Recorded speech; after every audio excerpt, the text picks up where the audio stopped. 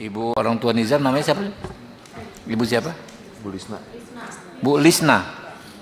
Ini kan kawan-kawan ada dapat video, pimpinan Komisi 3 dapat video.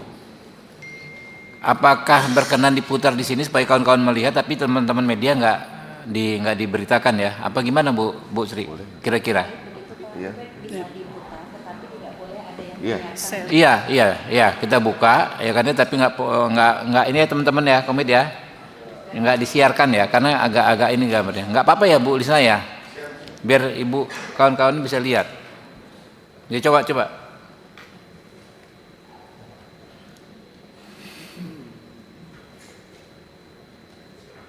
Nah ini Pak, Bu, bisa dibantu ini apa kira-kira? Ini adalah video pada saat dia di rumah sudah seperti itu, itu kurang lebih tanggal 15. Bukan di kamar ya? Nggak di atau kamar? 16. Bukan di ranjang gitu? Izin pimpinan itu di atas karpet ya kan, ya cuma di atas karpet ya, di rumah di atas karpet.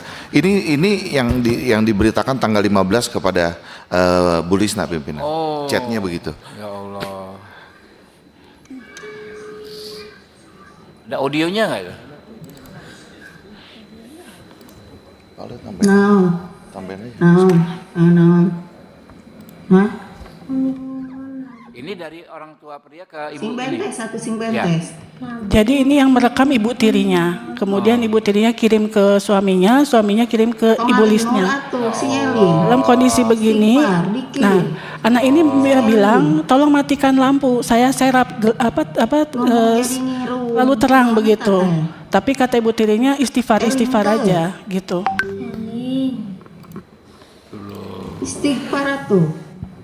Itu yang dijawab, ada chatnya itu yang dia bilang bahwa masih sibuk nanti aja katanya, itu ada chatnya kita pimpinan. Oke, nanti di ini. Terus aja. Cisok istighfar, ente. Artinya menurut kami Pak, bahwa dalam kondisi demikian parah, sakit parah, anak ini membutuhkan kenyamanan sedikit untuk dimatikan sedikit lampunya, tapi tidak dimatikan. Oke, ini.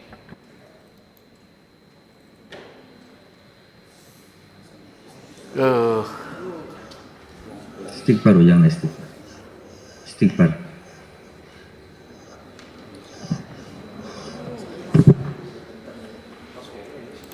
Iya diputar aja terus ya. Tutup dulu.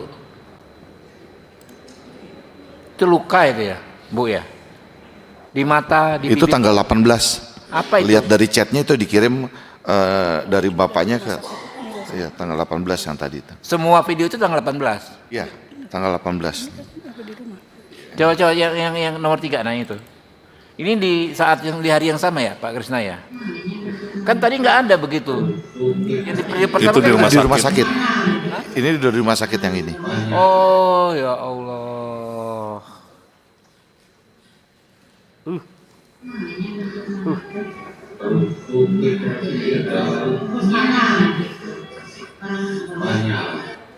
Oke. Doakan ya. Ada. Nggak kuat ya? Ya, cukup ya. Siap. Jadi itu ya Bu ya. Lalu dari situ baru yang melapor ke polisi siapa ya, Pak Krisna ya? Kalau terakhir yang kita dapat informasi di rumah sakit sudah ada polisi ya, Bu? Iya. Iya, di rumah sakit sudah ada polisi. Oke ya, yang bantu kemarin kan LPSK dulu ya, LPSK mungkin disampaikan. Ini atau KPAI dulu, silakan. Terima kasih pimpinan sidang. Yang pertama kami mengucapkan duka yang mendalam untuk Ananda NS. Mohon izin pimpinan sidang, mungkin lebih baik menyebut nama Ananda dengan inisial. Mohon maaf. Yang kedua kami menyampaikan bahwa di tanggal 23 Februari 2026 Ibu Lisna dan kuasa hukum melaporkan kepada KPAI. Kemudian pada hari Rabu 25 Februari 2026 kami KPAI melakukan pengawasan langsung di Jampang Kulon. Gimana Bu? Dari awal tanggal berapa tadi? Tanggal berapa? 23 Februari. 23 Februari ya. Iya, pengaduan ke KPAI. Yang mengadukan siapa Bu? Ibu Lisna dan kuasa hukum. Ibu Lisna dan kuasa hukum yang awal ya, belum Pak Krisna waktu itu ya? Sudah Bapak? Sudah dengan oke. Pak Krisna. Oke, terus. Kemudian hari Rabu tanggal 25 Februari kami melakukan pengawasan langsung. Pertama ke Jampang Kulon, Sukabumi. Kemudian yang kedua ke Polres Sukabumi. Nah, di Jampang Kulon kami bertemu dengan keluarga, yakni keluarga Uwak, karena keluarga Uwak dari Ananda NS ini yang sangat dekat, dan bahkan Ananda NS dimakamkan di dekat rumah Uwak. Nah, kemudian kami bertemu dengan keluarga dan juga bertemu dengan tetangga. Kami mendapatkan informasi bahwa yang melakukan kekerasan tidak hanya ibu tetapi ayah dan Dari tetangga. dan keluarga besar. Oke. Uwak. Yuk. Dan itu sudah terjadi terutama lebih intens 4 tahun terakhir. 4 tahun terakhir. Ini almarhum umur berapa ya meninggal ya? 12? 13. 13. Iya. Berarti dari umur 7. 9. Iya. Iya, 9 tahun. Oke. Ketika saya tanya pimpinan kepada keluarga dan juga tetangga, apakah tidak ada yang mengingatkan? Keluarga besar mengatakan mengingatkan, tetapi jawaban dari ayah, itu anak saya, itu urusan saya. Dan itu juga Biar nggak kelewat. Bentuk kekerasannya ada disampaikan? ada Diapakan? pemukulan, Dipukul ya? dipukul, Oh, oke. dipukul, ditampar. Tampar ya? Oke. Lanjut Bu. Kemudian setelah itu beberapa kali Ibu Tiri juga melakukan kekerasan dan diingatkan oleh keluarga besar, alasannya sama, bahwa itu anak saya.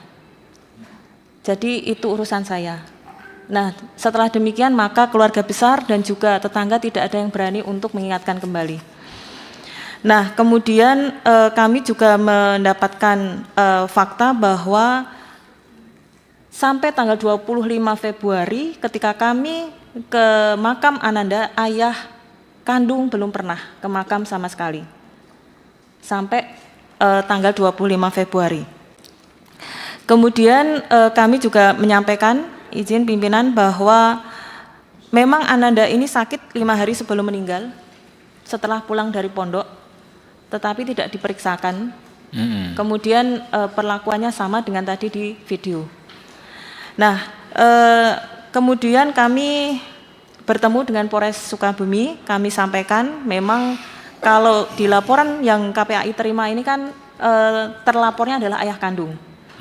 Nah, untuk ayah kandung memang dugaannya penelantaran, tetapi mohon izin pimpinan, sebenarnya tidak hanya pasal penelantaran, tetapi ada pelanggaran di pasal 14 Undang-Undang Perlindungan Anak nomor 35 tahun 2014. Penelantaran sudah satu delik sendiri ya? Satu delik sendiri. Iya, iya. Yang pasal 14 adalah penghambatan bertemu dengan orang tua. Jadi selama 4 tahun Ibu Lisna tidak bisa bertemu dengan Ananda. Dan di KPAI kasus seperti ini termasuk kasus yang terbesar nomor 2. Hambatan anak bertemu dengan orang tua, karena itu adalah hak dasar anak dalam pengasuhan.